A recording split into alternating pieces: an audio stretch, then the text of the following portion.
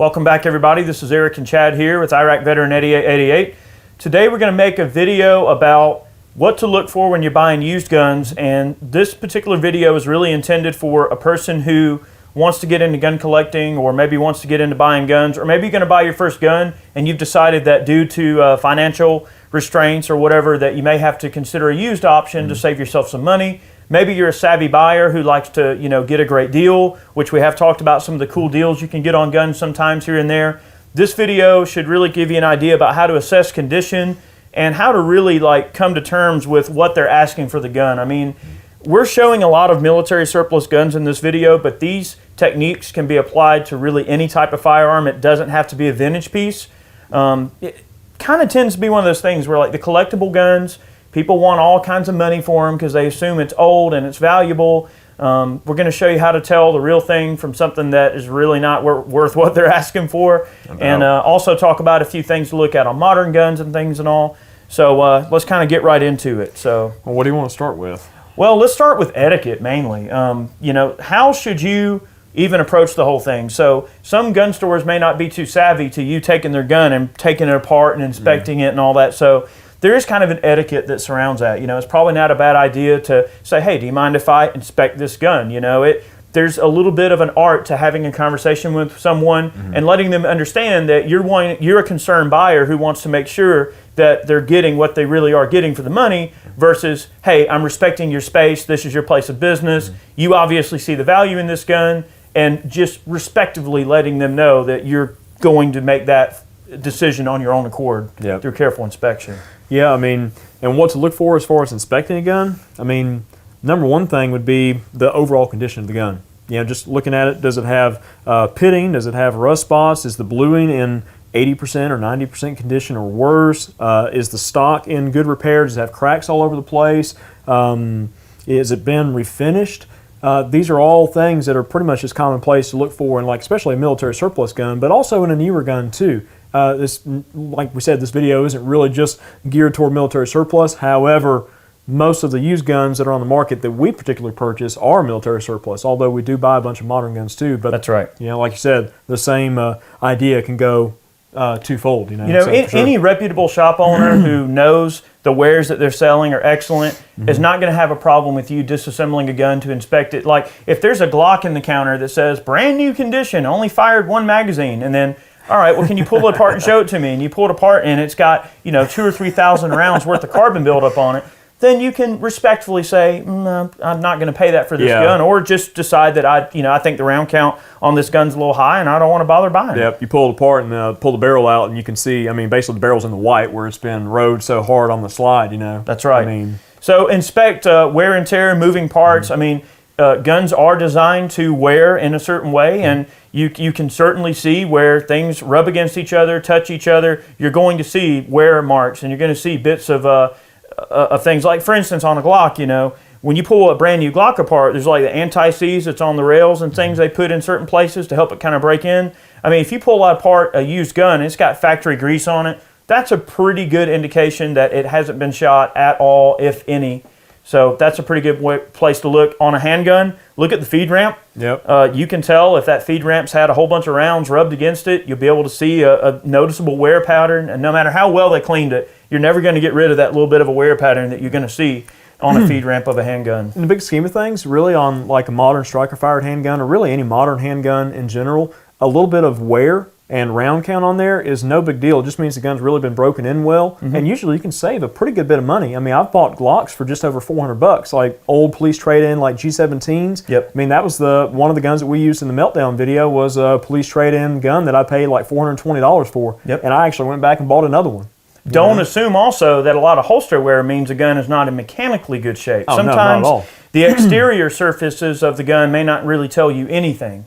It might be a little bit worn out, or you might be looking at a military rifle that's got a bunch of gouges and dings on the stock. It looks a little worse for wear. It's got some character, but mechanically, such as the case as many K31 service rifles, they might have really beaver chewed and beat up stocks, and they might have a little bit of bluing wear on the outside of them, but mechanically they're in perfect shape because the Swiss NCOs really, really drove their soldiers hard to keep their guns clean, and Swiss soldiers are actually fined for not taking care of their guns. They could be fined I guess I don't know, some sort of a fee for not caring for the They might look a little rough on the outside, but mechanically they're very sound, and really the outside appearance isn't going to change the overall function of the firearm. Also, on the same token, don't assume that just because a gun is in beautiful condition that one, it's going to be a good shooter, or two, it's going to be mechanically in good shape. So getting on to like the refinishing part, you're talking about how to tell if a gun's being refinished. A lot of times when a firearm's refinished, you're going to see polish marks. If you look close, like for instance, on this is a Martini Enfield. This is a 303, basically Martini type gun, and it has been refinished big time. You look at the side of the receiver, you can barely make out the ciphers and markings on the side, and you can tell there's some pitting that's noticeable on the gun where it's been polished down in an attempt to restore it. Well, you can tell the pitting too, like on a gun that may not have any markings on it, the receivers have been basically like surface ground almost. You can tell the pitting tell by the pitting shape because it'll have a sharp edge on it. It won't be like a rolled in pit. The pits won't just kind of roll in. They'll be kind of sharply cut off, and you can tell that it's obviously been surface ground or honed down or some form of refinishing work's been done on. Hand me that there 21 military and police there. So an example of refinishing, the shop that I got this gun from, they had two identical guns, basically two early M&P Smith 38 Special police revolvers, and this one is immaculate. I mean, basically the blue end is almost 100%. I mean, it doesn't have any indication that it's ever really been taken apart. Crisp markings. Very crisp markings, very deep markings in the receiver side here, on the barrel as well. The other gun that was of similar price point was, it was re-blued if I'm not mistaken, but the Smith & Wesson logo was almost non-existent. The other markings were non-existent. The screws had been boogered up, and you could tell they had pulled the screws out and refiled the flat point here in order to kind of widen it up a little bit and kind of get rid of some of those gouge marks and everything on there. And that gun, they wanted the same money for both guns. I'm like, no way, I'm going to buy this one. Because this is what I was looking for. It really wasn't even looking for, it just happened to cross it. But a poorly performed polish job on a gun can also definitely negatively affect the performance of the gun. If they go to polishing on internal surfaces or doing all this kind of crap, they can really change the way the gun is really supposed to even work. Well, not only that, but also decrease the value too. I mean, like I said, this shop was asking the same price for a refinished M&P and the original, and I wound up getting a little bit of a better deal on this one. That's right. And I mean, even the grips match. The grips are unadulterated. They haven't been really taken off the gun, except for me. I mean, that I can tell. I took them off to verify the serial number. It's just penciled in. I mean, sure. This is basically the epitome of what you want to look for in a used gun that's in really good shape, crisp markings, non-refinished. Well, on collectibles, condition is king. It is. And again, this video doesn't necessarily just encompass collectibles because there's plenty of other good guns out there. I mean, obviously the same thing can be applied to if you're looking at a used shotgun. It's a Mossberg 500, and there's 3 Mossberg 500s on the rack. And if you go into a shop and you say, hey man, you got any used Mossberg 500s? Yeah, we got 3. And then he picks up the first one and shows it to you. And you're like, okay, cool, this is neat. Well, don't just go, all right, I'll buy this. No, look at all 3 of them because one of them might be the same price and it might be in really good condition.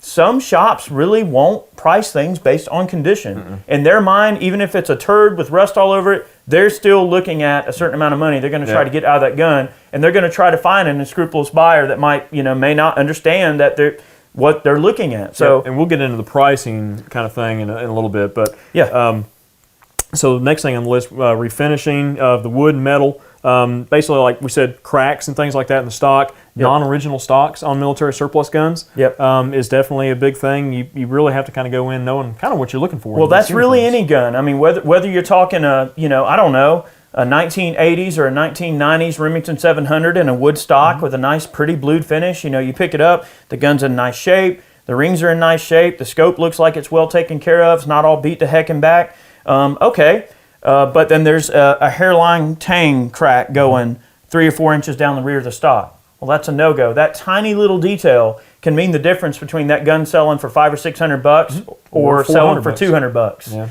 I mean, and the thing is, you got to be willing to play hardball with that kind of stuff because you are going to have to repair the crack in that stock if you're going to shoot that gun, or it's only going to get worse. You're going to split that stock even worse. So don't let that kind of stuff fly by. Look for splits in the tang. Look for if there's areas where screws are butted up against wood, like butt plate screws or screws that hold hardware onto the action. Look for that wood being like mushroomed out or over tightened, or look for boogered up screw heads. All these little tiny details can make a difference and give you a little bit of a clue about what happened with that gun prior to you putting your hands on it.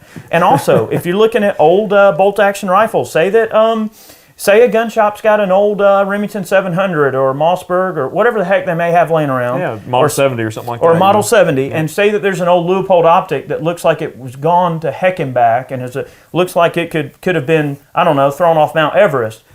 Who cares? Buy it and send that sucker back to Leupold, and they will replace it or fix it for free, no questions asked. So knowing warranties is important. Exactly, yeah. Didn't think about that. In some cases, knowing that a gun may still be covered under warranty regardless of the ownership of the gun, or knowing that, for instance, if the gun shop owner was lazy and didn't realize that this particular gun type or whatever was covered under a no questions asked warranty and they were just too lazy to send it back, well then there you go. Go in and go, hey, will you take blah, blah, blah for it? Talk them down.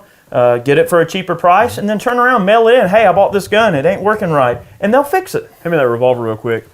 One other thing, too, like on these type of handguns, on revolvers, I meant to mention, if you go in the shop and you cock the hammer back and you push it and it falls, then that's something that you could go in there armed with, knowing that that gun's been screwed with in some form or fashion. Somebody's taken it out, and we talked about Definitely that in a previous didn't come video. from Smith & Wesson like that. No, I promise you that. I mean, somebody took the hammer out and they were polishing on it, trying to get that single action trigger pulled down a little bit, and they went a little bit too far and got past the hardening and all that. We've talked about that in a previous video where I showed you guys my Model 19 that I picked up. But that's one thing that can really be detrimental to the value of a gun in a shop. It's like, well, it's got hammer push off. Can you do something for that? Agreed. So going in there, like we said, armed with knowledge of the particular guns you may or may not be looking for. There's a lot of other things with revolvers too when it comes to judging condition. Like what I'll do, and of course, if you're going to go monkeying around with a gun, always ask them, ask permission, be nice about it. And if they deny that permission, guess what? Then they know the gun's jacked up anyway and you don't want it anyway. Yeah. But what I always do is I look at the cylinder gap, take a bright light, cock the gun, and inspect the gap between the cylinder. You want to look and see how that light coming through. And sometimes you can see that it may not be even, that there might be a gap that's a little jank looking, that cylinder might not be fitted properly. That's one thing you can check.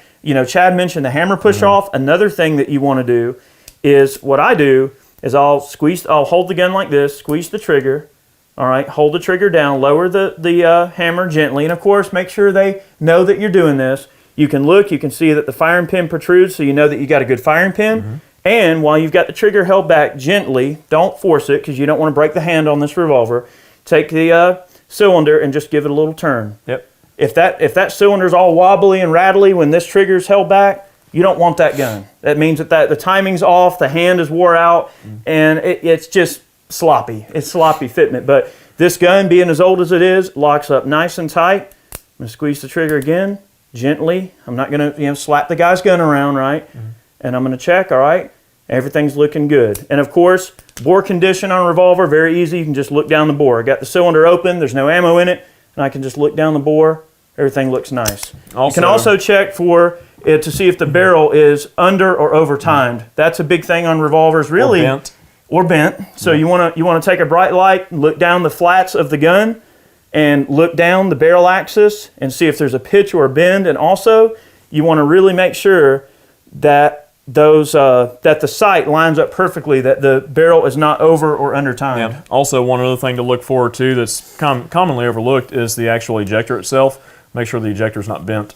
Yeah, a lot of guys will cowboy them. Yeah, the ejector rod sometimes can be bent. You can literally just spin that around and look wobble down, and you can see it do this number. It'll kind of corkscrew around a little bit, and that's kind of a no-go. That's usually from cowboying, and that can also cause, like, if you ever pick up a gun and you shoot it double action and it just feels super sloppy in a revolver, it's probably because the ejector's bent from cowboying. So keep that in mind. Like, if a guy at a gun shop won't let you inspect the gun, then the gun's probably not worth buying anyway. So just keep that in mind. And also, if I'm at a shop and I'm, for instance, all right, say I want to check. Always back to the revolver. I want to check for cowboying, right? All right, so I open this up and I spin it.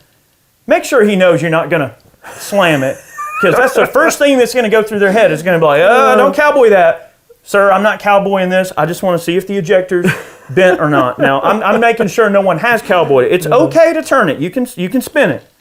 But see, that ejector rod is nice and straight. So that's just a couple of tips for a revolver, and it's not going to be an end-all, do-all solution, but for wheel guns, there's a few things you can look for. Yeah, we learned all that from Barry. Yep, yep. Tell you what. And, handguns, we already talked about a few things. We're going to talk about the bullet test. This is a little hack. The bullet test. The what?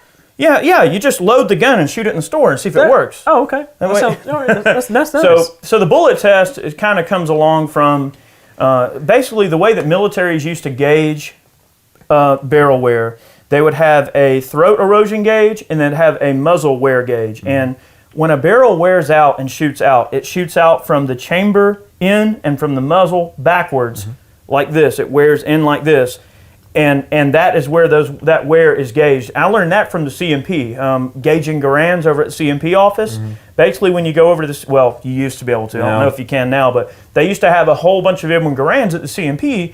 And what you do is you go in, you take a driver's license, give it to the lady at the counter. She'll give you a pair of gauges. And you can go around and you can gauge all the guns in the store with the gauges that they give you. And that includes a muzzle wear gauge and a throat wear gauge to give you a gauge of throat erosion to know how wore out the gun is, and it gives you a pretty good idea of the round count. Now, the way you get around that from a universal aspect is the bullet test. So if I'm looking at a gun that's a 30 caliber, say that, this is probably a bad example, but this is a K31, or a K11, I'm sorry, K11 service rifle, and it uses a 30 caliber bullet. So the bore diameter is the same diameter as like an M1 Garand. So if I take an Alt-6 round and I want to do the bullet test, I'm going to pop this cap. It's a muzzle protector. Pop that cap. Pop the cap. All right, I'm going to drop this 30 cal round in the muzzle. Bloop. Now, if this 30 cal round gets 8 all the way up to the mouth of the case, basically it's beyond. It's what we call eating the round. If it eats the round on a bullet test, it's probably safe to say that this gun's had a high round count and it's shot out and it's not going to shoot worth a crap. Now, to show you an example of that, thank you. All right, now this is an Enfield. This is number 4 Mark I. Now, it's a 303, so bear in mind that this is a slightly fatter bullet, but let's just assume that I'm looking at an M1 Garand barrel. And I drop that in, goes all the way down to the mouth of the case. All right, now that's a gun that's shot out, okay? And that's just a bargaining chip that you can take into account for whether or not that particular gun is, for one, something you want to mess with trying to rebarrel it, or you just want to buy it for the action or something like that. So just something to consider. And also, let's see this Enfield real quick. So checking bore diameter, or checking bore condition. Open the bolt, make sure the gun's not loaded, obviously. She's unloaded. So, you might get funny looks in the gun shop. And ask before you do this, A lot of times, these guys at gun shops, they know that you're trying to look at bore condition. Most of the times they'll offer you a light. Hey, you want me to shine the light in there for you to check it out? If they know. If they know. Yep. But you shine a light on the bolt face, okay? A lot of people will try to do this number.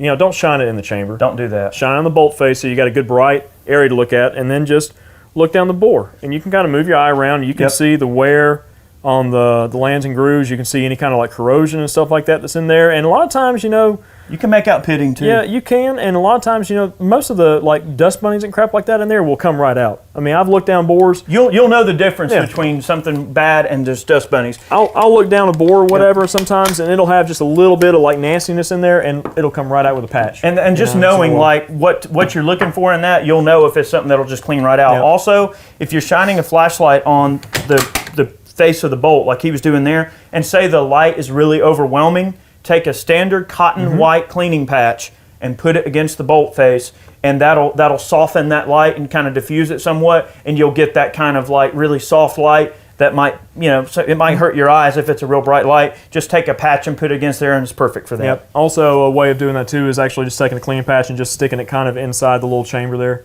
Just that way it acts like a diffuser. Yep. So it really softens that light up, like you said. You can certainly do that, and there's nothing wrong with that. So safety muzzle wear, throat wear. Okay, so throat wear. How do I know if a gun is wore out at the throat? Well, if the gun gauge is good at the muzzle, chances are the throat's going to be in equally good of shape. And then there's also an issue of headspace. As guns wear out, the headspace kind of grows, basically. And the headspace is a diameter, it's a measurement, basically, that gives you an idea of how well the round, in layman's terms, it's how well the round fits the gun versus the bolt being in a locked position.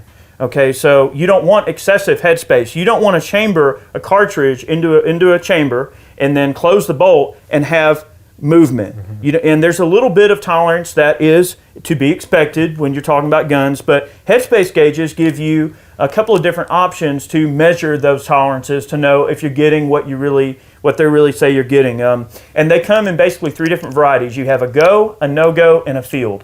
If a gun closes on a no-go, you're probably going to be okay. I wouldn't shoot it with nuclear bomb loads, but it's probably going to be all right. If it closes on a field, I'd consider fireforming loads and neck sizing and maybe just creating some custom brass if you even want to shoot it at all. We're going to do that in a separate video. If it closes on a go, guys, nobody buys go gauges because go gauge is a cartridge. If a Garand, M1 Garand closes on a 30-06, guess what? This is a go gauge. And to properly headspace guns, you need a no-go and a field, and that's it.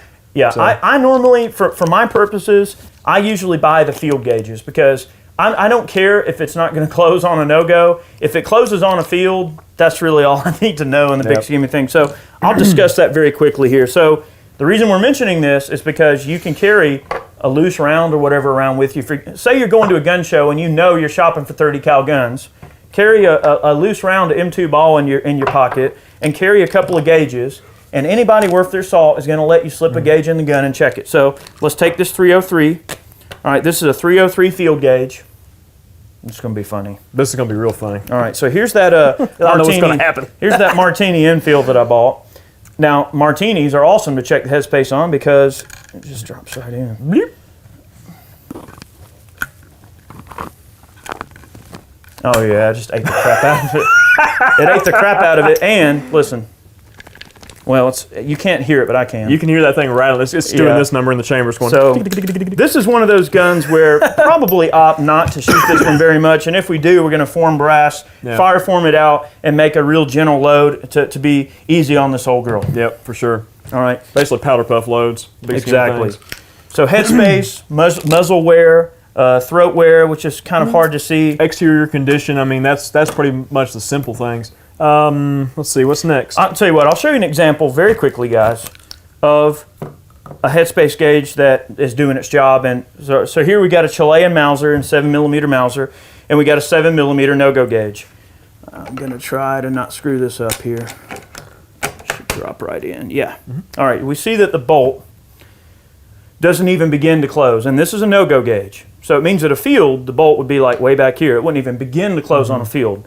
So this tells me that this gun is actually in exceptional mechanical shape.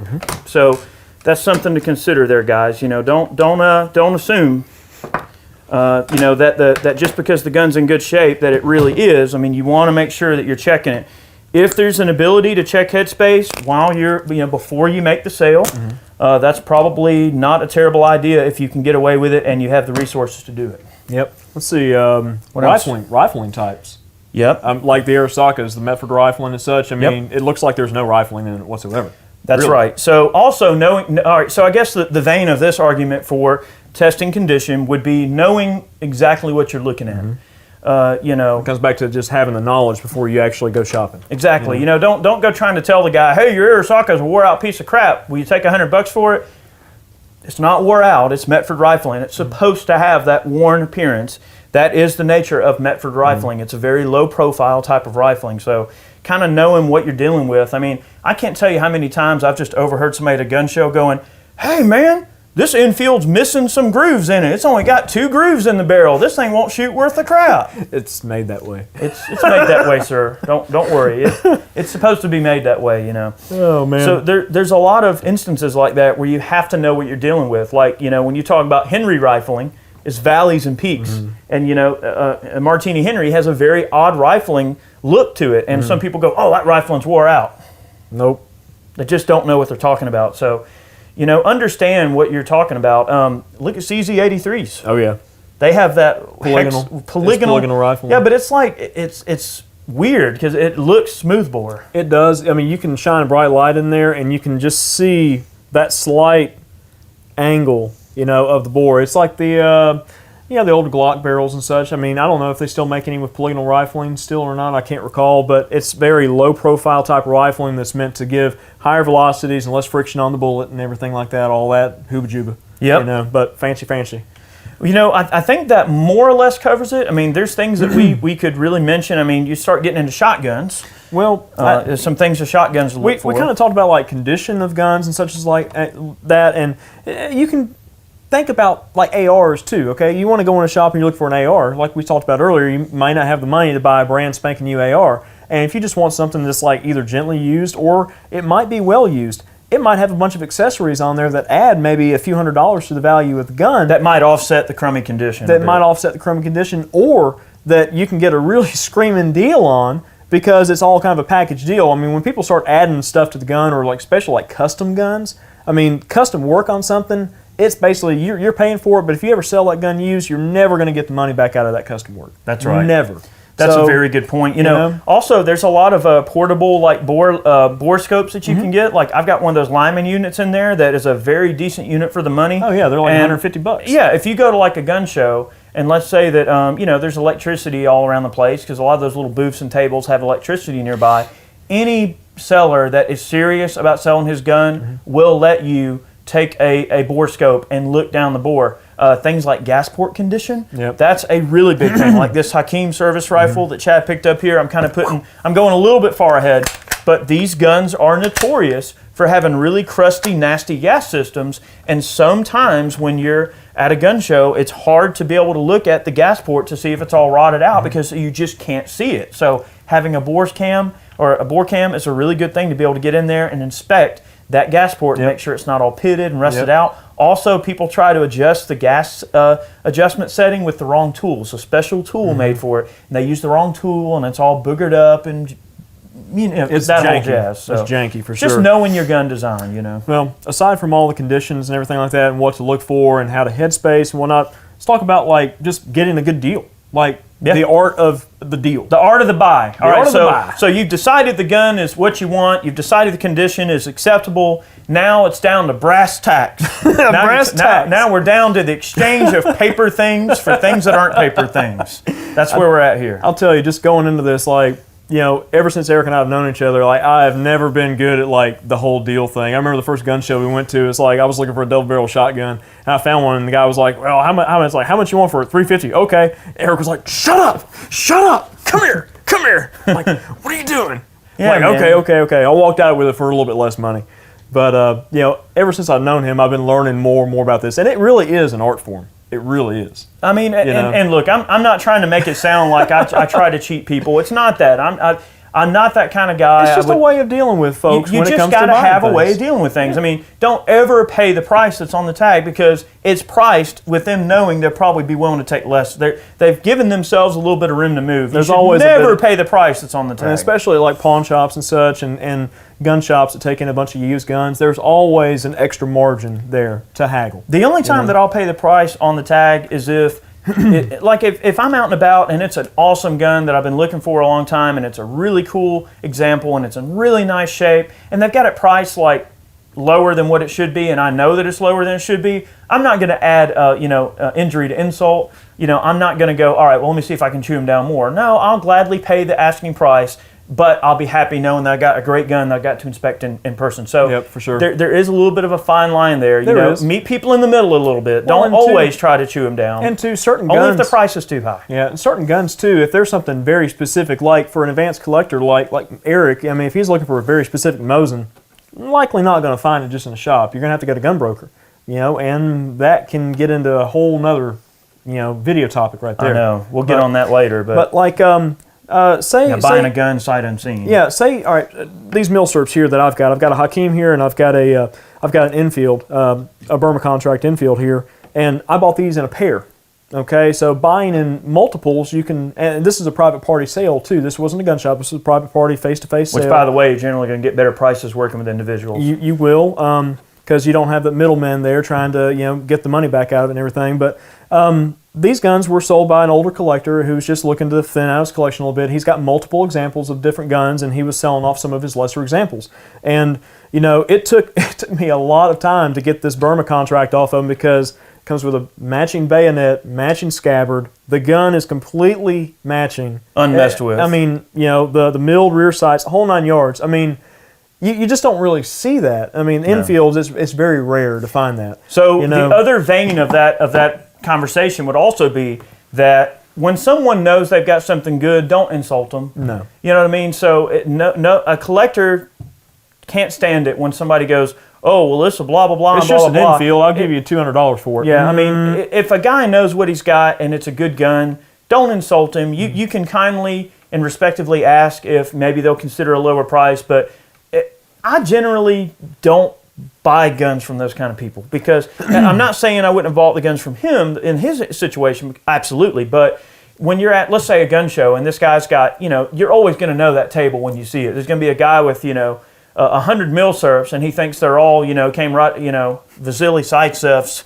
You're always going to find that guy who prices them like triple what they're worth, just hoping that somebody will be a stooge and come in and buy it. You're not going to talk that guy down. I always go back to the guy at the gun show with the Puma engraved on the side of the Mauser broom handle. Yeah. I mean, it's like, man, the broom handle, man, that's nice. How much you want for this? $2,500. You flip it over, there's Puma engraved on the side. It's like, you must be out of your mind. Yeah. No, like you collectors. We've told that story before, but I always come back to that, man. It's just, it's ingrained in my memory. It's your hard-earned money, guys. Don't spend it unless it is the gun. It has to be the gun you want. I mean, don't get discouraged. That's another important thing that I'll mention about buying used guns. Don't get discouraged because I can't tell you how many times I've gone to a gun show before and found like that table where that guy has all the cool stuff and then he thinks that, it's worth 3 times what it is and that guy's running a museum, not selling guns. So you're going to run into those types that they're running a walk-in museum and they're not really there to sell stuff and they know that their prices are inflated and they're just hoping that someone will be dumb enough to come in and buy it. You just walk by every time you see him, like, hey, bye. Yeah. Bye. I mean, it's just one of those things. And then another warning that I'll give you when you're talking about people at gun shows or it's a little bit of a warning. Then you've got the guy who's the hobcobbler. All right, you know what I mean by that? No, it's not. It's not a gripe. I'm just trying to educate people with some of my experiences that I've run into about buying guns. I'm hoping that somebody will be able to watch this video and try to get an idea to maybe not get screwed. That's all I'm trying. I'm looking out for the interests of my viewers. I love it. There's the hobcobbler. All right, and that's the guy who has like a barrel of random parts and like puts together guns and it's a blah blah blah, and it's got like a mismatch this and a mismatch that, and they're just parts guns, and they want like exuberant money for a gun that they just hobcobbled together. So. Always, always, always, do not get ripped, guys. Always pay attention to what you're looking at. Look for like mismatched handguards or mismatched this or that, or look for weird screws that look like they don't belong, or make sure like a band thickness is the proper thickness where they didn't try to like put the wrong like barrel band on it. There's lots of little things. You mean that hex cross bolt in my Mosin ain't right? Well. All right, so it's stuff like that. All I'm saying, guys, just keep your wits about you. Be respectful, be courteous, but consider that they are there to sell that gun and get the most money they possibly can, and they don't care if you get screwed in the process. You have to make sure that you don't get taken when you're buying a used gun. If I can say something about like learning how to buy guns and just buying guns in general, like have patience and have persistence. I mean, I've gotten some really great deals on guns because I was just persistent in that, like, I'm not paying that for it. I'll come back later when you want to work. Yep. Or chances are, if you're not willing to pay that, someone else isn't either. Most likely not. That in mind. I've got 2 examples of that. One of them is a Benelli M2. All these old guns, you can get them out of here. These modern guns in here. But this Benelli M2 here, okay, I didn't buy this gun in this exact condition. It actually had just a standard magazine extension. This is Nordic Components extension on here, but you guys have seen this in previous videos before, but this gun was out of all places, Gander Mountain. And as everybody knows, Gander Mountain's in some financial trouble right now, but I bought this gun a little bit more than about a year ago, and I was looking at it in December of 2015. And they had it on the shelf. It was a used gun because Gander does deal in used guns. They had $1,000 on it. All right, these guns new with the tactical stock and ghost ring sights and everything, they run about $1,250, give or take, on the street. So I was like, okay, that's not a bad deal. It's like, hey, would you guys be willing to work on the used gun prices? I'm not sure what your policy is on that. And this was when Gander Mountain was very new to our area. I'd never even been in one really before. So they're nice enough, though. They are. they said that no, sorry, we have to have guns on the shelf for 6 months before we can work on the price at all or give a better deal. I'm I guess I'll see you in 6 months. It's like, all right, I'll see you in 6 months. So summertime rolls around, and I just happened to be in Gander with Eric, I think, one day or whatever. I said, man, I need to check and see if they still got that Benelli. Sure enough, it was still on the shelf with the same tag on it, dusty as a bone, you know. So I was like, hey, you guys want to work on that Benelli now? He was like, yeah, let me check and see if it's been here 6 months. I was like, oh, it's been here 6 months. Trust me, I know. So I wound up going with the manager and everything, and, you know, going into it, I know what they probably had in the gun. You know, just from being... It comes with experience. Just from working in a gun shop and working in retail and such like that and working with used guns, I pretty much know what they had in it. So I knew what to expect, what they'd probably ask for it. And I wound up settling at $750.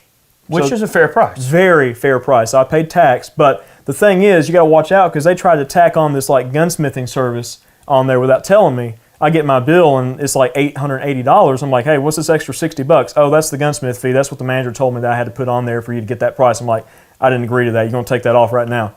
And you just have to be persistent about it and be like, look, I'm not paying that. If you want to sell this gun, it's been on the shelf for this long. If you want to sell it, I'll walk out the door with it right now, but I'm not paying that. Well, here's another, I'm going to play devil's advocate here. Go ahead. Is that a lot of the guys at the stores, you know, guys, they want to make you a good deal, believe me. They want to sell a gun. At the end of the day, those folks want to sell guns. They want nothing more, most of them want nothing more than to make you happy. Believe me, it is not the guy behind the counter's fault. It's the if boss. It's a store policy or if it's the boss or it's the owner of the shop and what they decide, you can't really take it out on the guy, on the clerk working behind the counter. You don't kill the messenger because he's just a messenger. I thought that was a little bit shady though. I mean, it was like that wasn't even discussed with me. I'm a buyer and the person that was making the deal with me on it didn't even mention that. They just slipped it in. It's like, hey, if that guy's going to get this deal, then he's going to have this on there. Like, nope, not going to do it. I mean, that's just part of it. It is. It's okay to grudgingly just bite your tongue and just make something happen, you know? Oh, look, another Benelli.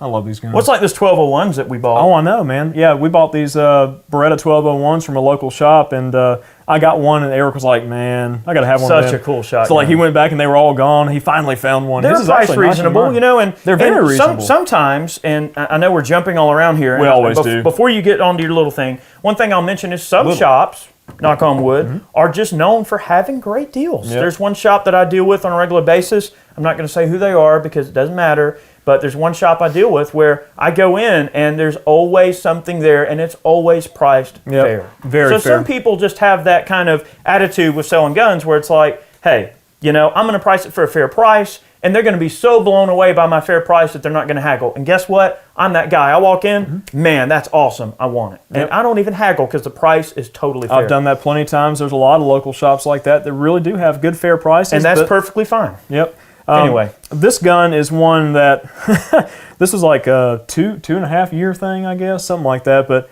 Eric went in the local shop, you know, and they had it on the shelf. I was like, man, it's like, yeah, this shop had this Benelli M3 for like $800. Like, what?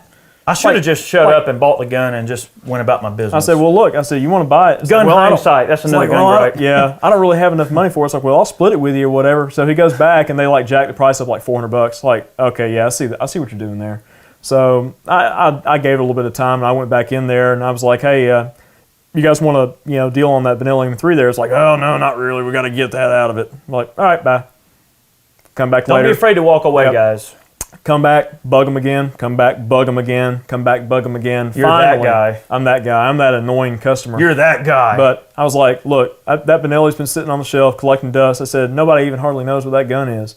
And I wound up getting that gun for $850 cash. There you go. And, you know, Benelli still produces the M3s. They're like $1,300. It's a convertible shotgun, much like the Franchi Spice 12, but one that actually works really well. Exactly. But you can go from pump to semi-auto, and it's a cool movie gun. One of my favorite movies of all time, Heat.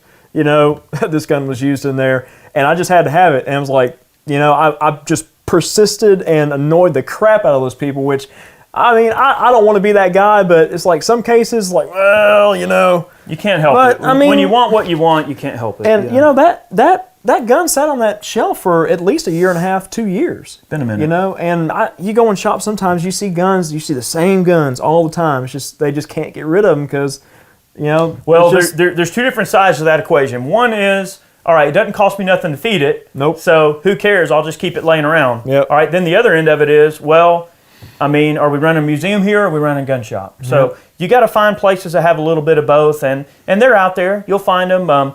Hopefully this video gave you guys an idea. This was meant to be kind of a little bit of a primer on things to look for, things you can look at in terms of bore condition, different conditions on the guns. I mean, there's more that we could have discussed, and there's like 1,000,001 other instances that we could have gave you, but we tried to work with what we had here just to give you an idea. In all honesty, this could have been broken up into a bunch of different videos. I mean, we could literally do one specific video just on what to look Mausers. for. Yeah, on Mausers, or what to look for in revolvers, Enfields, or whatever. I mean, this could go into a ton of different you could do an entire video just on buying used Garands. There's a lot that goes into that. So, good grief. Guys, is there something special that you want to see? Is there something that we could do a specific video on to show you how to check out condition and things? Let us know if you want to see it. We'll do our best to accommodate it.